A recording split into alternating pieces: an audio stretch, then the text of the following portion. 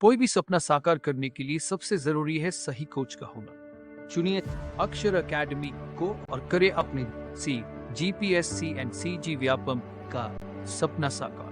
Download the app now. नमस्कार। अपना जो एसएसटी वाला जो यूनिट 2 का जो है उसमें मौर्य साम्राज्य और गुप्त साम्राज्य के बारे में पूछा गया था कि मौर्य साम्राज्य और गुप्त साम्राज्य के बारे में क्या है आपको उसमें पढ़ना है। तो आज का भी वर्तमान वाला फिलहाल वाला चैप्टर है हमारा कौन सा है, मौर्य साम्राज्य। मौर्य साम्राज्य के बारे में अपन थोड़ा जानने की कोशिश करते हैं कि मौर्य साम्राज्य क्या क्या चीज है। मौर्य साम्राज्य के बारे में सबसे पहले इसकी जानकारी की स्रोत क्या क्या है। मौर्य साम्राज्य की जानकारी जो है हमें कहाँ से प्राप्त होती है, ये जानना जरूरी है कि मौर्य साम्राज्य की जानकारी हमें कहाँ कहाँ से प्राप्त होती है। तो पहला है कौटिल्य का अर्थशास्त्र। कौटिल्य क्या अर्थशास्त्र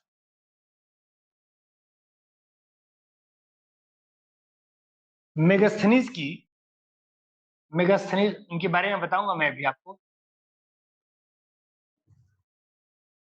इंडिका,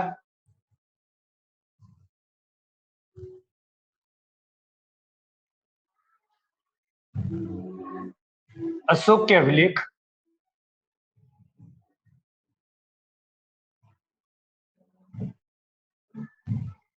ठीक। यहां से जो है हमको मौर्य काल की जानकारी प्राप्त होती है। सबसे पहले कौटिल्य का अर्थशास्त्र। चंद्रगुप्त मौर्य का जो प्रधानमंत्री था वो कौटिल्य था। कौटिल्य ने अपने अर्थशास्त्र में प्रशासन के बारे, अर्थशास्त्र जो प्रशासन संबंधी ग्रंथ है, नाम अर्थशास्त्र जरूर है लेकिन वो प्रशासन संबंधी ग्रंथ है, राजनीति के विषय के बारे में बताता है। और चंद्रगुप्त मौर्य को स्थापित करने में कौटिल्य का प्रमुख योगदान रहा है। चंद्रगुप्त मौर्य को उसने क्या किया था, स्थापित करवाया था। उस समय मौर्य साम्राज्य से पहले जो शासन चल रहा था वो नंद वंश का शासन था और नंद वंश के घना वंश का शासन था। मगध साम्राज्य में जो शासन था वो किसका शासन था, घनानंद का शासन था, जो नंद वंश का था। नंद वंश की स्थापना महापद्म नंद ने की थी और घनानंद के शासन काल में ही कौटिल्य के प्रयासों से चंद्रगुप्त मौर्य जो है वो क्या बना था, शासक बना था और मगध साम्राज्य का राजा बना था। तो बहुत सारी जानकारी कौटिल्य के अर्थशास्त्र से प्राप्त होती है।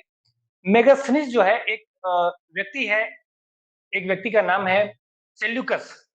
सेल्यूकस जो यूनानी आक्रमणकारी था, उसने भारत में आक्रमण किया था और चंद्रगुप्त मौर्य पर हमला किया था और चंद्रगुप्त मौर्य से पराजित हो गया था। मेगास्थनीज उसका राजदूत है और दूत के रूप में वो कहाँ आया, मगध साम्राज्य में आया, चंद्रगुप्त मौर्य के दरबार में रहा और उसने अपने ग्रंथ इंडिका नामक जो उसकी ग्रंथ है, उस ग्रंथ में जो है मौर्य साम्राज्य की विशेष जानकारी दी। इसके अलावा अशोक ने बहुत सारे अभिलेख बनवाए, तो अशोक के अभिलेखों में भी मौर्य साम्राज्य की जानकारी का क्या करता है, पता चलता है। तो मौर्य साम्राज्य की जानकारी का प्रमुख प्रमुख स्रोत क्या हो गए, ये 3 प्रमुख स्रोत है। फिर मौर्य साम्राज्य के बारे में शासक, अगर आप देखते हो कि शासक कौन कौन थे, तो अपन शासक 3 शासकों के बारे में पढ़ते हैं। पहला है चंद्रगुप्त मौर्य,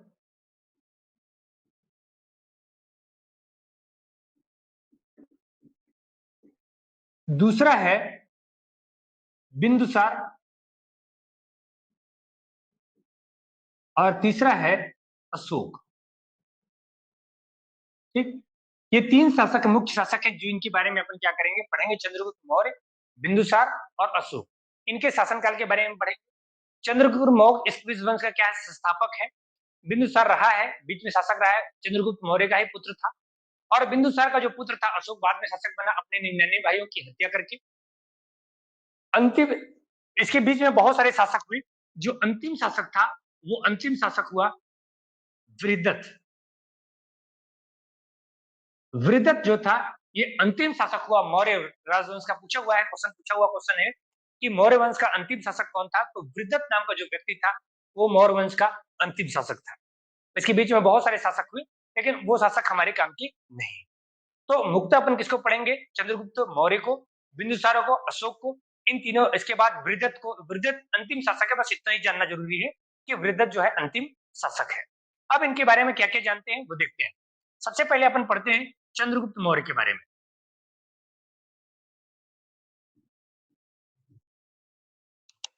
ठीक, चंद्रगुप्त मौर्य जो था वो किसका था, शिष्य था कौटिल्य का। किसका शिष्य था वो? ये शिष्य था कौटिल्य का। कौटिल्य मतलब कौटिल्य किसे कहते हैं? कौटिल्य, कौटिल्य का अन्य नाम है विष्णुगुप्त, और एक और नाम है चाणक्य। ज्यादा फेमस इसी नाम से है। क्या? चाणक्य। जिसने क्या लिखी थी? आपने अर्थशास्त्र नामक जो प्रशासन संबंधी ग्रंथ है, राजनीति संबंधी ग्रंथ है, अर्थशास्त्र की रचना की थी। कौटिल्य का अन्य नाम विष्णुगुप्त और चाणक्य भी है। चंद्रगुप्त मौर्य उसी का शिष्य था। तो चंद्रगुप्त मौर्य जो है वो चाणक्य के प्रयास से जो है क्या बना? वो कौन सा शासक था? नंद वंश का जो शासक था।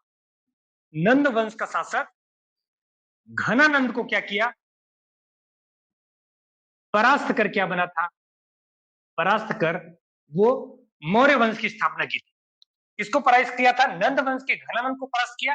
किसकी सहायता से? चाणक्य की सहायता से। किसने पराजित किया? चंद्रगुप्त मौर्य ने पराजित किया। ठीक। उसे सैनिक के रूप में प्रशिक्षित करने वाला व्यक्ति कौन था? विष्णुगुप्त था। चंद्रगुप्त मौर्य मौर्य वंश का संस्थापक भी माना जाता है। चंद्रगुप्त मौर्य कौन है? ये मौर्य वंश का क्या है? संस्थापक भी है। मौर्य वंश का संस्थापक है, कौटिल्य का शिष्य है, और चाणक्य के प्रयासों से नंद वंश के जो शासक था घनानंद को उसने क्या किया? पराजित कर दिया। और घनानंद को पराजित करने के बाद ये मौर्य वंश का क्या बना? संस्थापक बना, और मगध साम्राज्य पर क्या किया? कब्जा कर लिया। इनकी राजधानी कहां थी? इनकी राजधानी थी पाटलिपुत्र। पाटलिपुत्र अर्थात वर्तमान पटना जो है इसकी क्या थी? राजधानी थी। वर्तमान पटना में इसकी अपनी राजधानी बनाया था इसने। कई लोगों का मानना है, कई विचारकों का मानना है, विवाद है इस बात का कि चंद्रगुप्त मौर्य किस वंश का था या इसकी जाति क्या थी। ठीक, बहुत सारे लोगों ने इस पर विवाद रहे हैं, और ब्राह्मण परंपरा में इसे शूद्र कहा गया है। जाति के बारे में अगर देखा जाए तो चंद्रगुप्त मौर्य की जो जाति रही है, ब्राह्मण परंपरा में इसे क्या माना गया है? शूद्र माना गया है, या वृषल कुल का बताया गया है। किस कुल का बताया गया है? वृषल कुल का बताया गया है। जबकि आपका क्षत्रिय परंपरा में, सॉरी, बौद्ध परंपरा में इसे मौर्य क्षत्रिय वंश का माना गया है। मौर्य क्षत्रिय वंश का माना गया है। तो ध्यान रखिएगा, चंद्रगुप्त मौर्य के जाति के संदर्भ में क्या है? विवाद है। ब्राह्मण परंपरा में से शूद्र माना जाता है या वृषल कुल का बताया जाता है, जबकि बौद्ध परंपरा में से मौर्य क्षत्रिय वंश का माना जाता है। ठीक।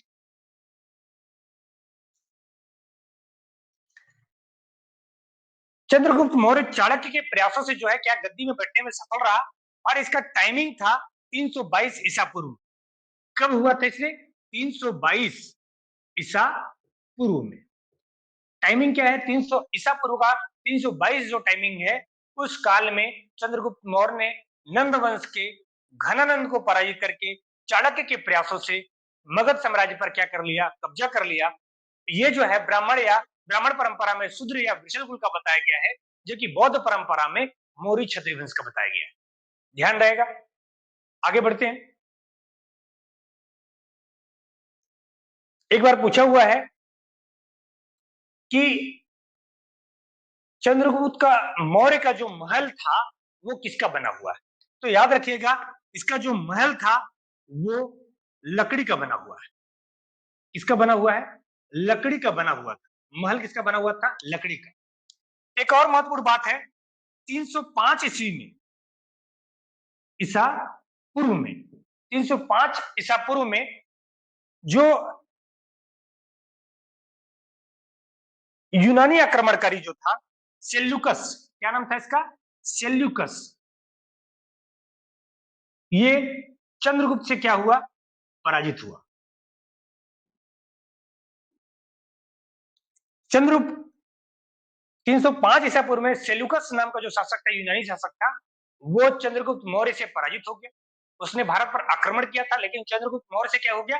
पराजित हो गया। पराजित होने के बाद इसने अपनी पुत्री हेलेना का, इसकी पुत्री का नाम क्या था? सेल्यूकस की पुत्री का नाम था हेलेना। हेलेना का विवाह जो है किससे कर दिया? चंद्रगुप्त मौर्य से कर दिया।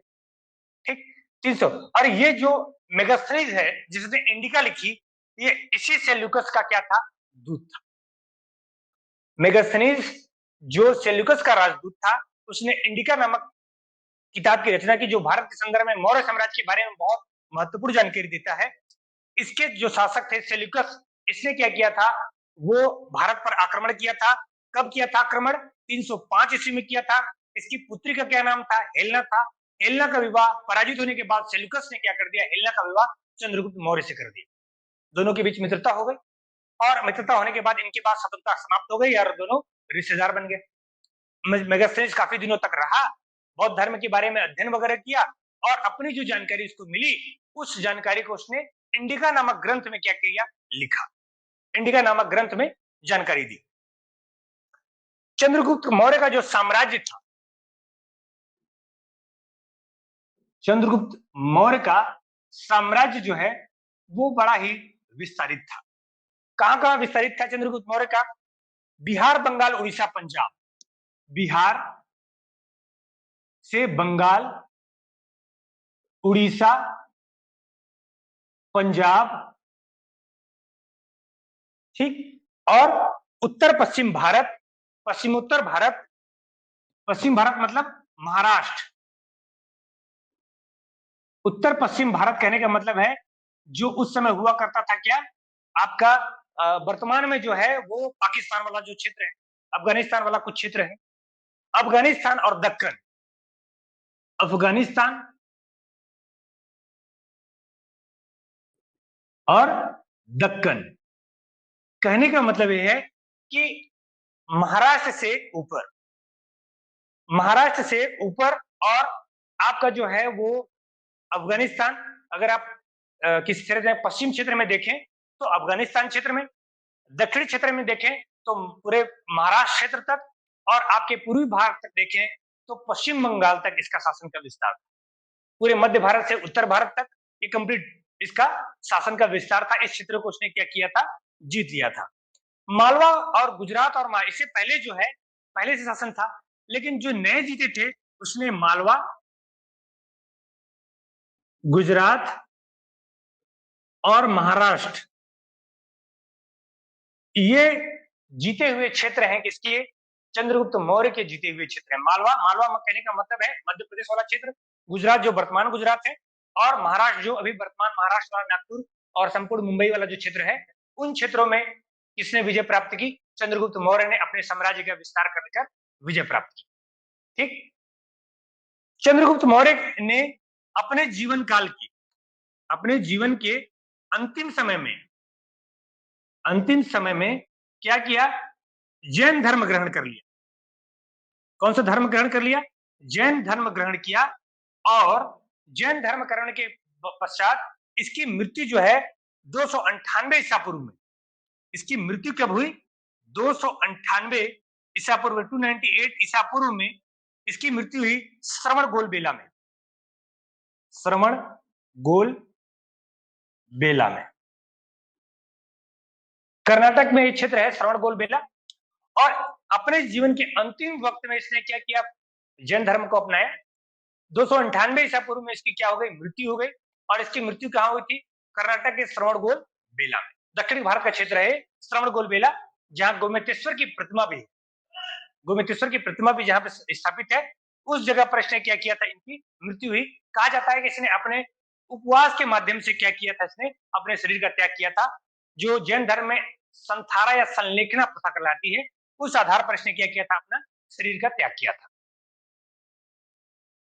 चंद्रगुप्त मौर्य से क्या थे, प्रधानमंत्री थे। और इसका एक और पूछा जाता है कि इसका एक गवर्नर था, चंद्रगुप्त मौर्य का एक गवर्नर था, यवनराज। क्या नाम है इसका, पुष्यगुप्त। इसका जो गवर्नर था इसका नाम था पुष्यगुप्त।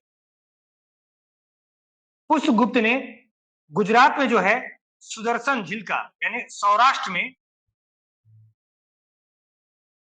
सुदर्शन झील का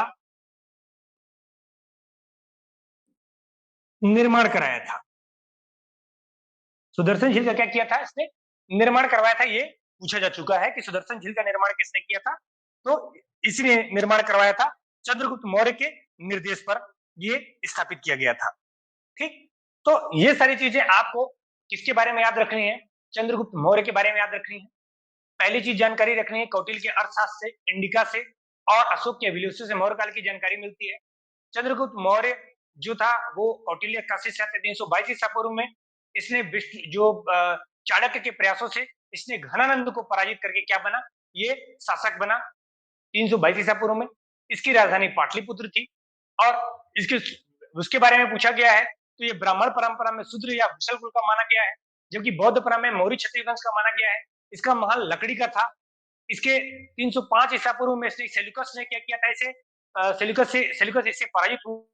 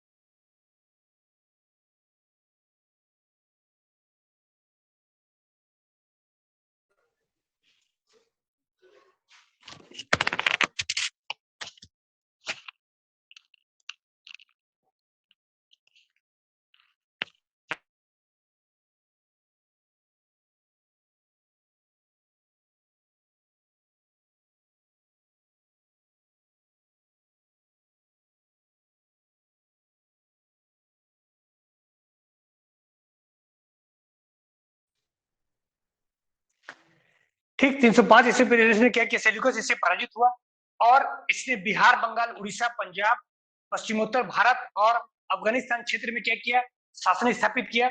मालवा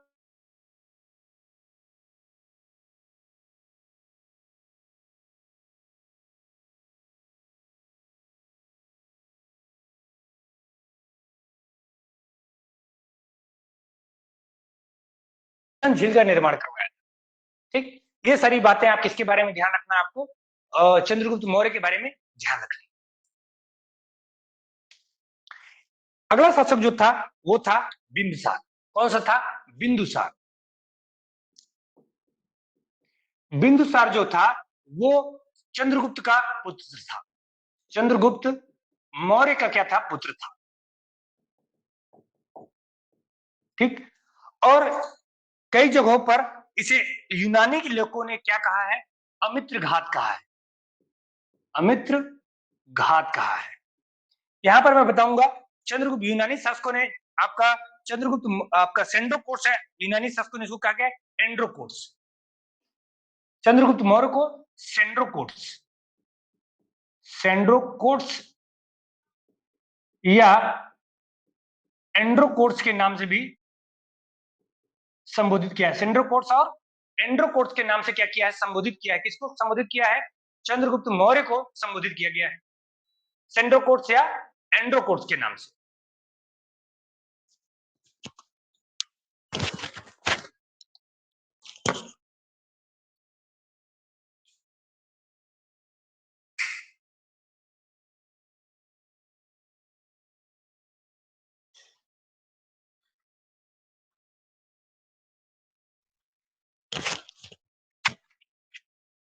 जबकि आपका बिंदुसार को किस नाम से संबोधित किया गया है? आपका एक तो अमित्र घात के नाम से संबोधित किया गया है। अमित्र घात का मतलब होता है जिसका कोई दुश्मन ना हो। जिसका कोई दुश्मन ना हो उसे अमित्र घात कहा जाता है। ठीक, इसका एक और नाम है भद्रसार या शीश। इसे ही भद्र सार या सिंहसेन के नाम से भी जाना जाता है।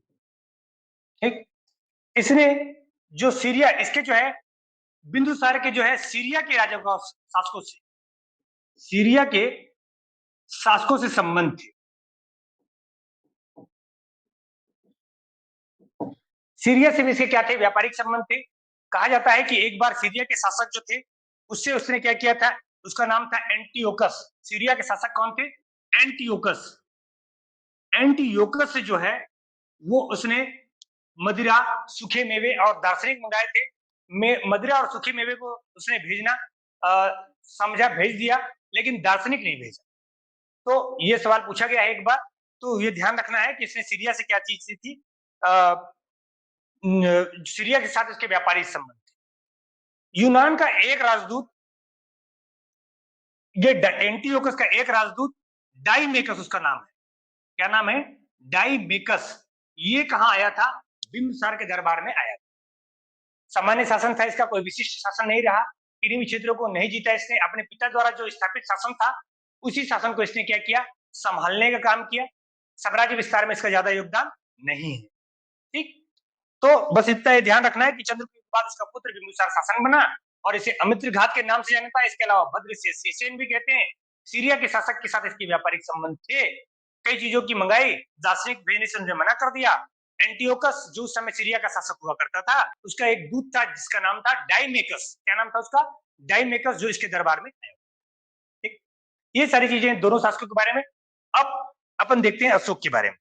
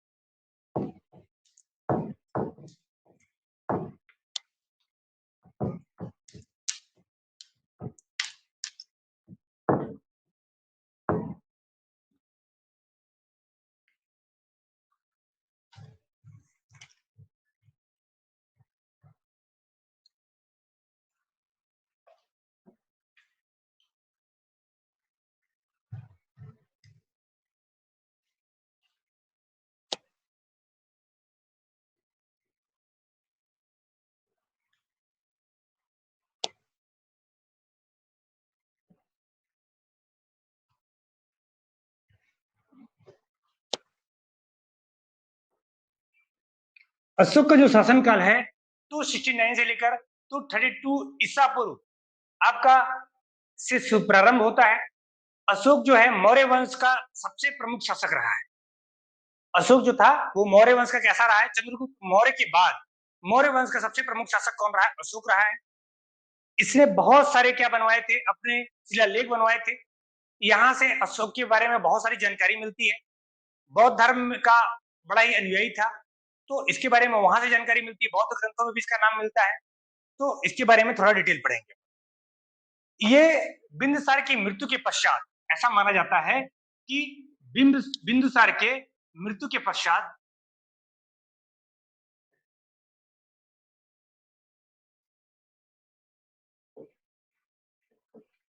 अपने 99 भाइयों की हत्या करके 99 भाइयों की हत्या कर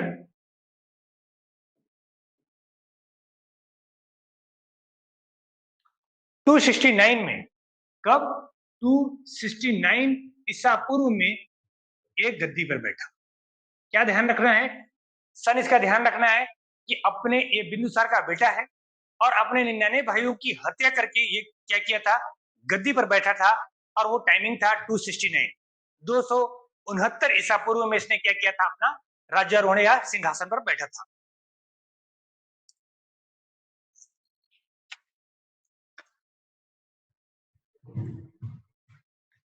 इसने देवनाम प्रियम अपना उपाधि दिया। इसे और किस नाम से जाना गया? देवनाम प्रियम और प्रियदस्सी, प्रिय दस्सी के भी नाम से जाना जाता है। देवनाम प्रेम और प्रियदस्सी के भी नाम से इसको क्या किया जाना जाता है? जाना जाता है। सबसे महत्वपूर्ण अशोक के शासनकाल में है कलिंग का युद्ध। कौन सा युद्ध? कलिंग का युद्ध। कलिंग युद्ध की कहानी है कि 261 ईसा पूर्व में, किस ईसा पूर्व में? 261 ईसा पूर्व में इसने कलिंग यानी उड़ीसा पर आक्रमण करके वहां के शासक को क्या किया था? पराजित कर दिया था। और उसके भीषण रक्तपात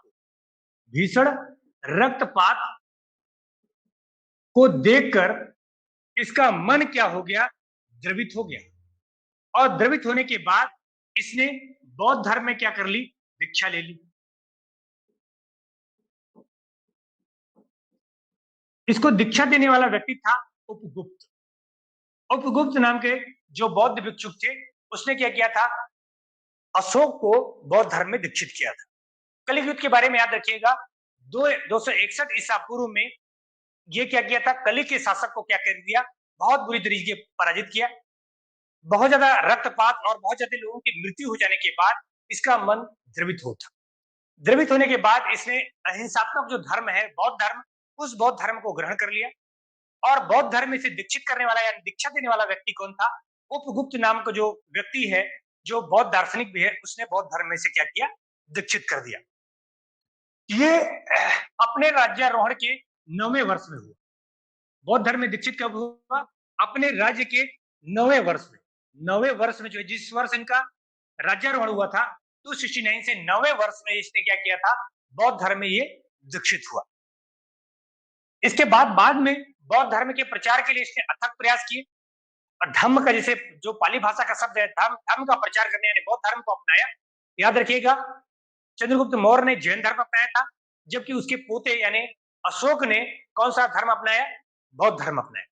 और बौद्ध धर्म के प्रचार के लिए वो क्या किया, अपने पुत्र महेंद्र और अपनी पुत्री संघमित्रा को धर्म प्रचार के लिए श्रीलंका भेजा था। इसे धर्म का क्या किया, बौद्ध धर्म का प्रचार किया। महेंद्र और संघमित्रा को उसने बौद्ध धर्म का प्रचार करने के लिए श्रीलंका तक भेजा था। उपगुप्त ने इसे दीक्षित किया था और ये शासन के 9वें वर्ष में, अपने जो राज्यारोहण के 9वें वर्ष में इसने क्या किया, बौद्ध धर्म अपनाया था। इसके बाद बौद्ध धर्म अपनाने के बाद इसके शासन के जो है 3 आधार हुए। त्रिविध जिसे कहा जाता है, क्या कहा जाता है इसे, त्रिविध कहा जाता है। वो त्रिविध कौन कौन से हैं वो ध्यान रखिएगा, सहिष्णुता, उदारता और करुणा। सहिष्णुता,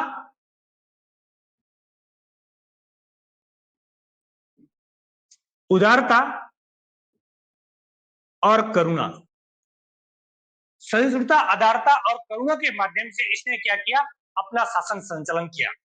अशोक ही पहला व्यक्ति था जिसने पहली बार कहा कि संपूर्ण जनता, कैसी जनता, संपूर्ण जनता मेरे पुत्र के समान है। अशोक ही पहला व्यक्ति जिसने क्या कहा कि संपूर्ण जनता मेरे पुत्र के समान है, और सहिष्णुता, उदारता और करुणा के साथ, क्योंकि पुत्र के साथ सहिष्णुता, उदारता और करुणा का व्यवहार होता है। अपने धर्म, अपने शासन का जो आधार है, इसीलिए अशोक महान माना जाता है, क्योंकि अशोक ने अपने जो युद्ध विजय की नीति है, युद्ध विजय का नीति का त्याग कर धर्म विजय यानी धम्म विजय की नीति का क्या किया, प्रचलन करवाया।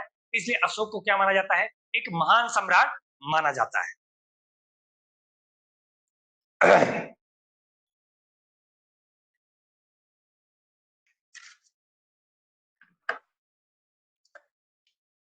एक लेखक हैं जिनका नाम है कल्हड़। क्या नाम उनका, कल्हड़। उन्होंने किताब लिखी राज तरंगणी।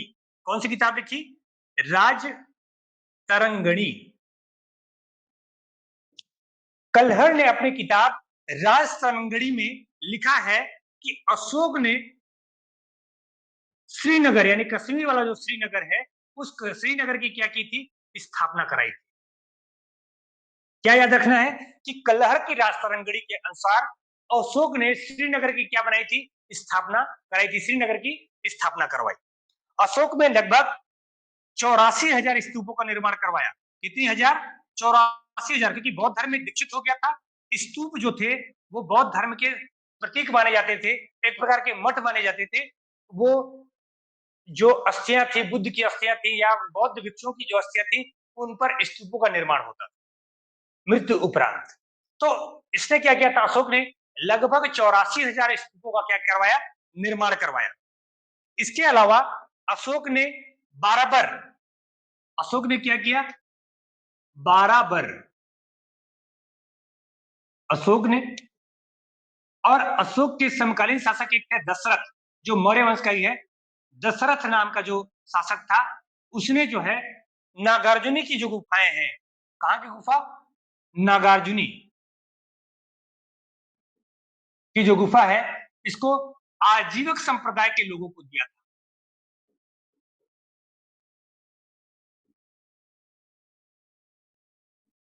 ठीक, ध्यान रखिएगा, अशोक का देव नाम प्रियम शब्द धारण करना या प्रियदर्शी पद नाम धारित करना इस बात को दिखाता है कि बौद्ध धर्म ग्रहण करने के बाद भी अशोक हिंदू धर्म में आस्था रखता था। अशोक हिंदू धर्म को मानता था पहले। इसके बाद उसने बौद्ध धर्म में दीक्षित हो गया। आजीविकों के लिए उसने क्या किया?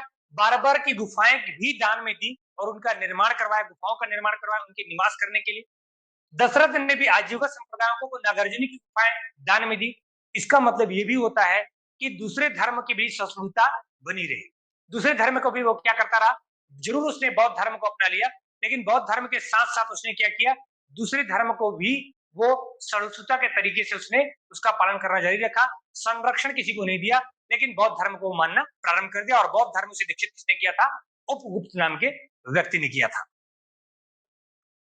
अशोक के शासनकाल में 250 ईसा पूर्व में 250 ईसा पूर्व में तीसरी बौद्ध संगति का आयोजन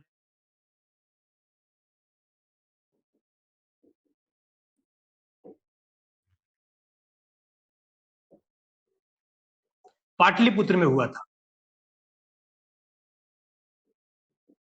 ठीक, 250 ईसा पूर्व में अशोक चूंकि बौद्ध धर्म में दीक्षित था और 350 ईसा पूर्व में उसने क्या किया था?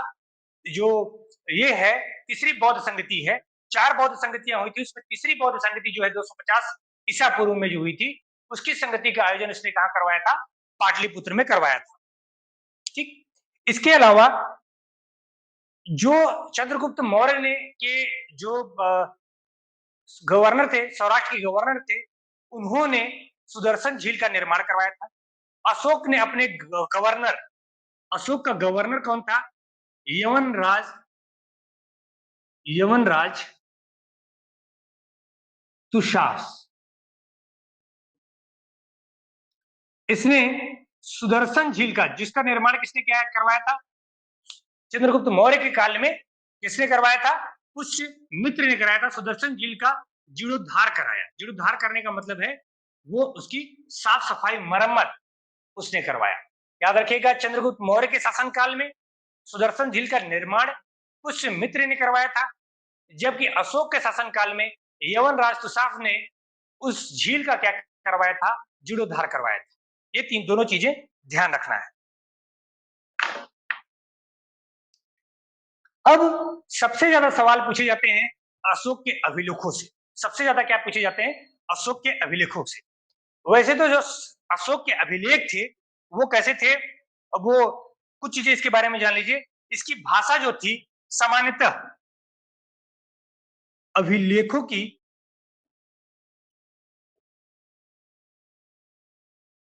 भाषा जो थी वो किस भाषा थी? पाली भाषा में थी। और जबकि उसकी लिपि जो थी वो किस लिपि में थी? ब्राह्मी लिपि में थी।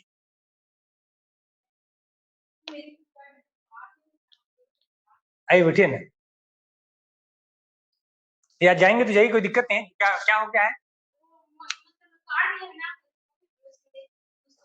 अच्छा अच्छा, ठीक है, जोड़ दो। हाँ, 1000 रुपया काम है सबका। ठीक है, मैं जोड़ दूंगा आपको आज, है ना? हाँ हाँ ठीक है, आ जाओ। हाँ हाँ बताइए। अच्छा, साथ में ठीक है, जोड़ दूंगा मैं। फोन कर दी होती है ना मेरे को। अरे नहीं लगा क्या? चलिए ठीक है, मैं क्लास के बाद जोड़ता हूँ। अरे नहीं, आप कोई दिक्कत नहीं, वहां पर टेबल में छोड़ दीजिए, कोई दिक्कत। अभिलेखों को भाषा कैसी है? पाली है। लिपि जो है इसकी कैसी रही है? ब्राह्मी लिपि रही है।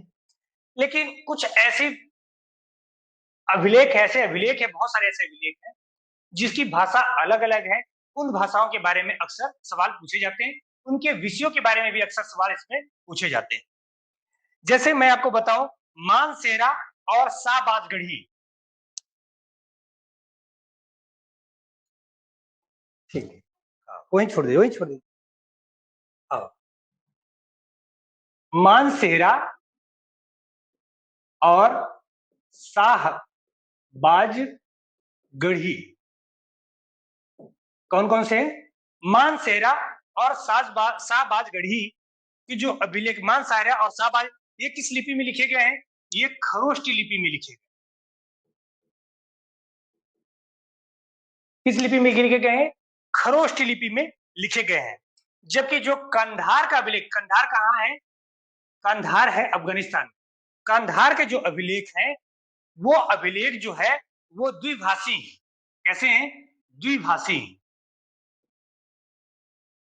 द्विभाषी, एक भाषा है ग्रीक भाषा में और अरेमिक। किस भाषा में है?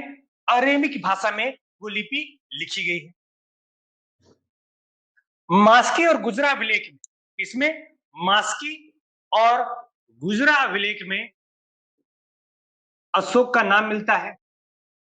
अशोक का नाम, अशोक का नाम, अशोक जो है, बहुत सारे अभिलेखों में अशोक का नाम अशोक नहीं मिलता है। ज्यादातर इसके नाम क्या मिलते हैं? देवनाम, प्रेम और प्रियदर्शी। जबकि अशोक का नाम किसमें मिला हुआ है? मासिकी और गुजरा अभिलेख में अशोक का नाम मिलता है। भब्रू के स्तंभ लेख, भब्रू अभिलेख में इसने त्रिरत्न पर विश्वास किया है।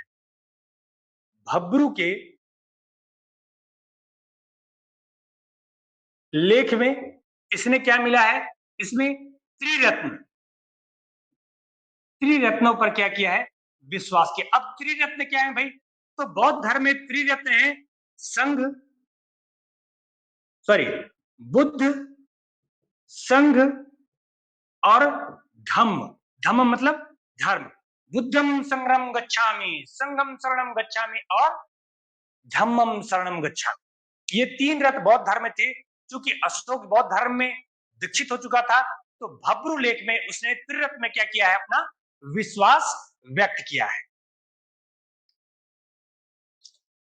भब्रू में एक और स्तंभ लेख है। भब्रू में क्या है?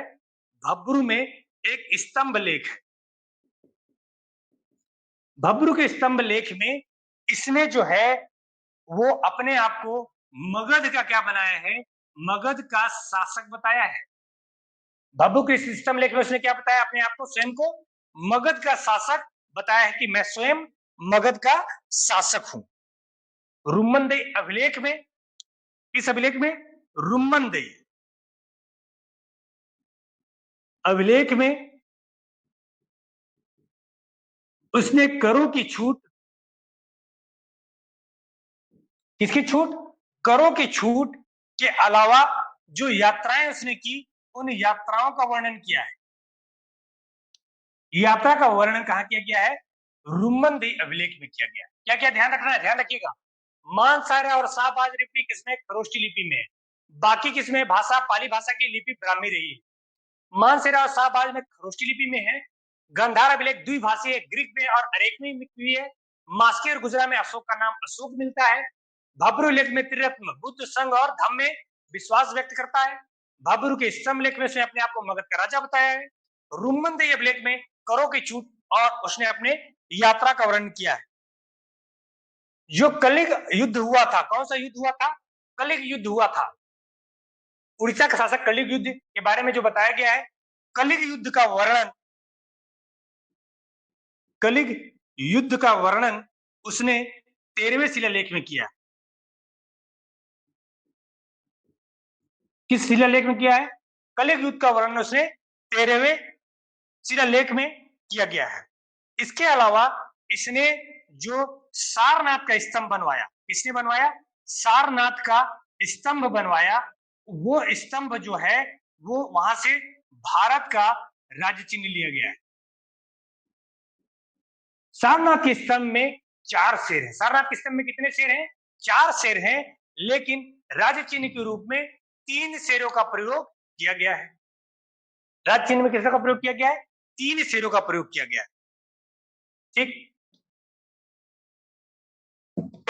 तो ये सारी चीजें किसमें है? इसके अलावा उसने 13वें शिलालेख में, यानी कलिंग युद्ध 13वें शिलालेख में, इस शिलालेख में यूनानी राज्यों का भी वर्णन किया है। यूनानी राज्यों का भी वर्णन किया है। तो क्या क्या चीजें ध्यान रखिएगा। बिंबिसार की मृत्यु के पश्चात 269 में 232 ईसा पूर्व में शासक बना, अपने 99 भाइयों की हत्या किया था। राज्य 869 देवनाम प्रियम प्रियदर्शी का नाम था। कलिक युद्ध हुआ 261 में, उड़ीसा के शासक को पराजित किया, भीषण रक्तपात हुआ, मन द्रवित हो गया। मन द्रवित के बाद बौद्ध धर्म में दीक्षित हो गया, और बौद्ध धर्म से दीक्षित किसने किया? उपगुप्त ने। बौद्ध धर्म में दीक्षित हो जाने के बाद भी ये हिंदू धर्म में विश्वास रखता रहा, इसीलिए देवनाम प्रियम प्रियदर्शी जैसी उपाधि धारण की। आजीविक संप्रदाय को भी क्या किया? संरक्षण मिला। बारबर की गुफाओं को उसने क्या किया? आजीविक संप्रदाय को सौंप दिया। अपने पुत्र महेंद्र को और पुत्री संघमित्रा को श्रीलंका में शासन किया। शासन का आधार इसका त्रिविध था: सहिष्णुता, उदारता और करुणा। इसने पहली बार कहा कि संपूर्ण प्रजा मेरे संतान के समान है। कलर की राज सरंगड़ी के अनुसार अशोक ने श्रीनगर की स्थापना करवाई थी। इसके अलावा इसने 84,000 बौद्ध स्तूपों का निर्माण करवाया। अशोक 250 ईस्वी में बौद्ध संगति का आयोजन कराया पाटलिपुत्र में। यवन राष्ट्रसाप जो इनका गवर्नर था, उसने जो है सुदर्शन झील को जीर्णोद्धार कराया। अभिलेखों की समानता भाषा पाली है, लिपि समानता ब्राह्मी है, लेकिन कई ऐसे अभिलेख हैं जैसे मानसेरा और शाहबाजगढ़ी खरोष्टी लिपि में लिखे गए हैं। आपका जो है खरोष्टी लिपि दाएं से बाएं लिखी जाती है। कैसे लिखी जाती है? दाएं से बाएं,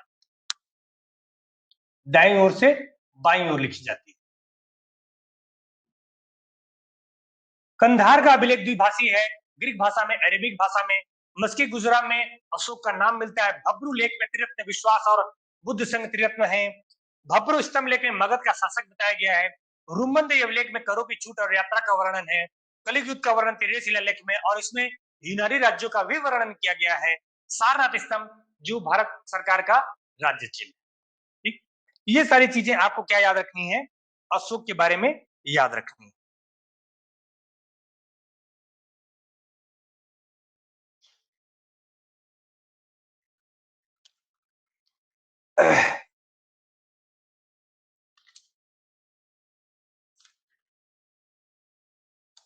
ये था आपका वंश के बारे में, व्यक्ति के बारे में। अब थोड़ा मौर्य वंश शासन प्रशासन के बारे में देखते हैं कि मौर्य वंश का शासन प्रशासन कैसा रहा है।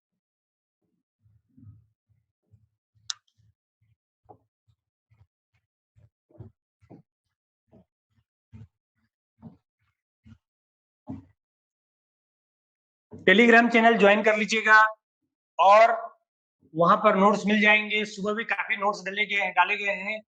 अभी भी जाकर देखिएगा, सारे नोट्स वहां उपलब्ध है।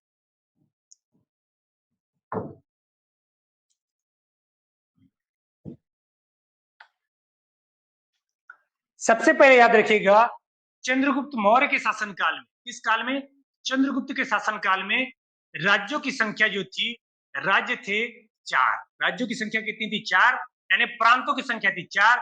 जबकि अशोक के शासनकाल में संख्या कितनी हो गई? 5। इसने एक कलिंग को जीता। किसको जीता?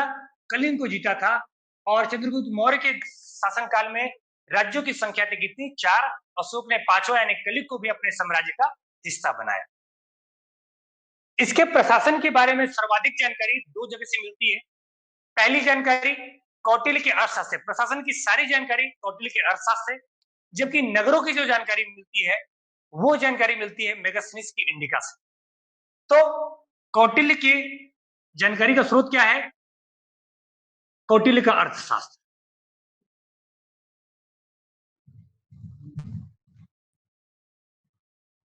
कौटिल्य के अर्थशास्त्र के हिसाब से कौटिल्य ने शासन के लिए एक विचारधारा दी थी, उसे बोला जाता है सप्तांक सिद्धांत। क्या विचार दिया था उसने? शासन के लिए उसने क्या बताया? एक सप्तांक सिद्धांत नाम का विचारधारा दी। शासन कैसे संचालित करते हैं, शासन के बारे में विस्तृत वर्णन उसमें बताया गया है। उसने बताया कि मौर्य साम्राज्य कैसा था? केंद्रीकृत शासन था। केंद्रीकृत शासन करने का मतलब है वो शासक जो भारत में पहली बार साम्राज्य के रूप में स्थापित हो रहा है। दूसरा, केंद्रीकृत करने का मतलब होता है राजा ही सब कुछ। एक व्यक्ति का शासन एक केंद्रीय हो जाए, शासन कहां हो जाए? एक जगह केंद्रीय हो जाए। केंद्रीकृत शासन में राजा जो था यानी सम्राट जो था, नागरिक, न्याय, सैनिक, प्रशासन समस्त क्षेत्रों का क्या होता है, प्रमुख होता है, सर्विस होता है। अंतिम फैसला इसके पास कार्य, जितनी कार्यपालिका है, न्यायिक विधायिक कार्यपालिका है, वो सभी चीजों का क्या होते थे, वो केंद्र हो जाया करते थे, सम्राट हो जाया करते थे। राजा के लिए अलग अलग अधिकारी हुआ करते थे। तो राजा की सहायता के लिए जो अधिकारी होते थे, वो अलग अलग अधिकारी अलग अलग नाम से जाने जाते थे। उनमें जो सबसे चर्चित अधिकारी हैं, जो मेन मेन अधिकारी हैं, उनमें उनका प्रमुख नाम है, जैसे कर संग्रह का अधिकारी समाहर्ता कहलाता था। समाहर्ता क्या नाम है? समाहर्ता। ये कैसा था? कर संग्राहक था। कर संग्रह का अधिकारी किस नाम से जाना जाता था? समाहर्ता के नाम से जाना जाता था। इसके अलावा शाही खजाने का प्रमुख जो है सन्निधाता कहलाता था। क्या ना कहलाता था? सन्निधाता। ये सन्निधाता क्या था? शाही खजाने यानी खजांची था, शाही खजाने का प्रमुख था।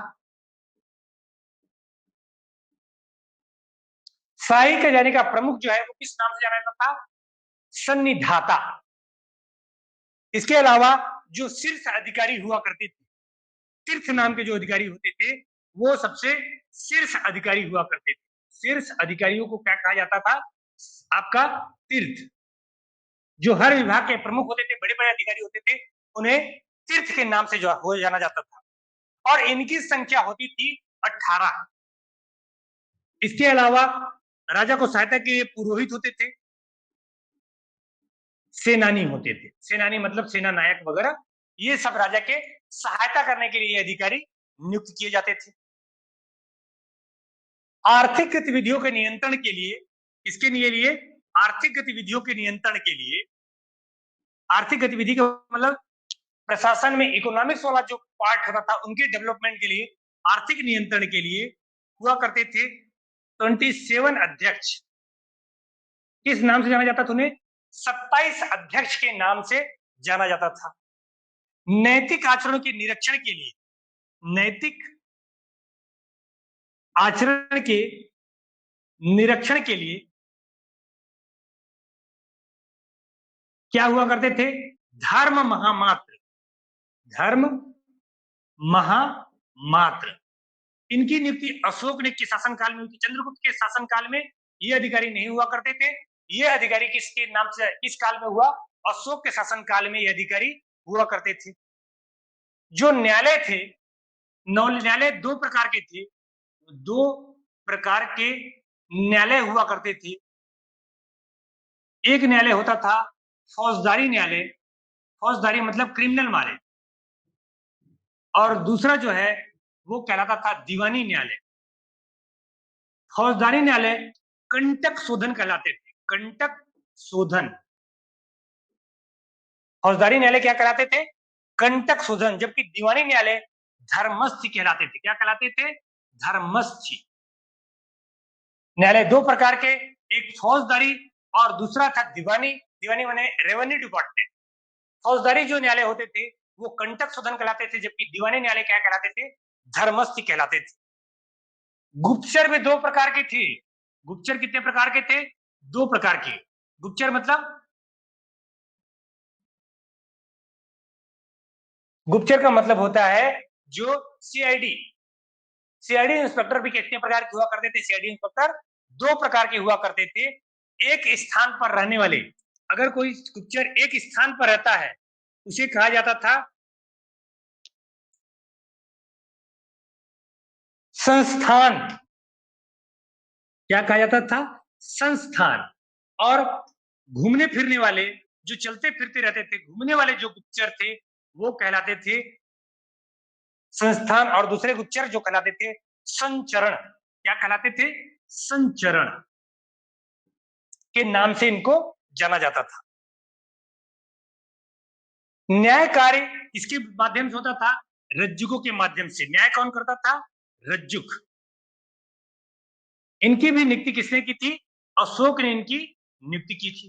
चंद्रगुप्त मौर्य के शासनकाल में ये नहीं थे, अशोक के शासनकाल में।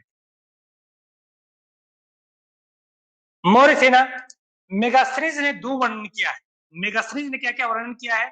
मेगास्थनीज के अनुसार, ये सब इसके हिसाब से, कौटिल्य के हिसाब से, मेगास्थनीज के अनुसार जो है दो चीजों का वर्णन किया गया है। एक तो नगर का वर्णन किया गया है, दूसरा सेना का वर्णन किया गया है। ठीक, सेना के रूप से मेगास्थनीज ने सेना के रूप में बताया कि सेना जो है 6 लाख पैदल सैनिक हुआ करते थे। कितने लाख पैदल सैनिक? 6 लाख पैदल सैनिक, पदाधिक जिसे कहा जाता था। 6 लाख क्या होते थे? पैदल सैनिक होते थे।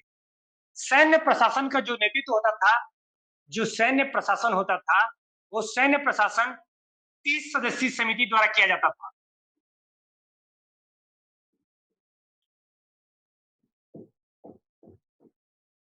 तीस सदस्यीय समिति द्वारा होता था और ये समिति कितने विभागों में बटी हुई थी? 6 विभागों में बटी हुई थी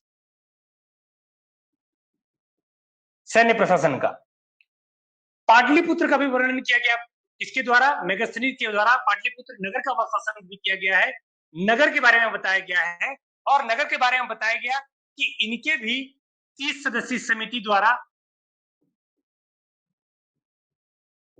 प्रशासन का नियंत्रण जो है 6 विभागों द्वारा ऐसा क्या होता था? संचालन हुआ करता था।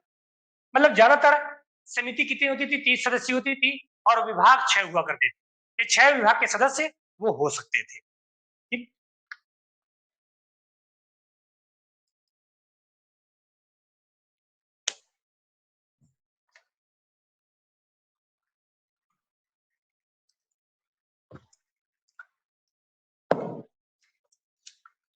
किसके अनुसार? मेगास्थनीज ने बताया समाज के बारे में। भारत उस समय मेगास्थनीज ने भारतीय समाज के बारे में बताया और भारतीय समाज के बारे में बताते हुए मेगास्थनीज ने लिखा कि यहाँ मुख्यतः अगर देखा जाए तो समाज जो है वो समाज के बारे में लिखा 7 श्रेणियों में विभाजित थी। कितनी श्रेणियों में? 7 श्रेणियों में विभाजित थी और वो 7 श्रेणियां थी। पहला था आपका पुरोहित, कृषक, भिक्षु, विद्वान पशुपालक,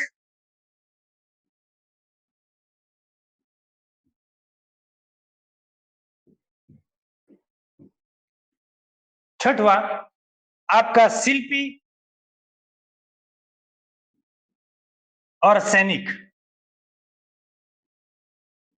इतने वर्गों में पुरोहित, कृषक, भिक्षु, विद्वान, पशुपालक और शिल्पी और सैनिक, ये 7 वर्गों में समाज बटा हुआ था। ठीक, तो ये सारी चीजों को ध्यान रखना होगा आपको। और ठीक, इस काल में जो सिक्के चलवाए गए वो पण या करसा पण के अर्धचंद्रा छाप वाली सिक्की थी। इसे पण भी कहा जाता था या करसा पण भी कहा जाता था। इसे पंचमार्क सिक्का कहा जाता था। कौन सा सिक्का? पंचमार्क। याद रखिएगा, बस छोटा सा है। पंचमार्क, पंचमार्क का मतलब होता है किसी प्लेट पर, धातु की प्लेट पर ठोक देना कुछ चीज, तो वो पंचमार्क हो जाता था। आहत सिक्के भी बोला जाता है। इस टाइमिंग वो सिक्के चलते थे। तो ये था आपका मौर्य काल। मौर्य काल में आपको ये सारी चीजें आपको ध्यान रखनी होगी। नोट्स मैं टेलीग्राम में डाल दूंगा, वहां से आप क्या कर सकते हो? कलेक्ट कर सकते हो। ठीक, तो ये मौर्य काल आपका कंप्लीट हो गया। नेक्स्ट सेशन में अपन गुप्त काल पढ़ेंगे। ठीक, तब तक के लिए बहुत बहुत धन्यवाद।